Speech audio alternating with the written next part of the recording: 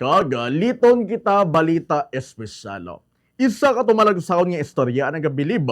Nagpabilib sa madamo nga netizen matapos nga isa ka isda ang nakalampuwa sa sulod sang anong kabulan apit sang katunga na lang sini ang iyang lawas basi manananggal. Diri ko sa kapis. Ang isda giningadlan nga I have. Ang nakitaan sa isa ka merkado sa Ratchaburi sang 36 anyos nga si Wachara Chote. Ginpatihan nga nautod ang yaikog kag likod nga bahin sang Yalawas samtang nagapalagyo sa konkreto nga fish pond. Bangod sa tumalagsaon nga ikasarang sini nga mabuhi sa pila ka grabe nga pilas, gindala ni Wachara ang isda sa nagkalalay nga lugar agud makita sa publiko kag magserbi nga inspirasyon sang kadamaana sa ulihi. Napatay man ang isda samtang gindala sa biyahe bilang pagkatag sa pasidungog.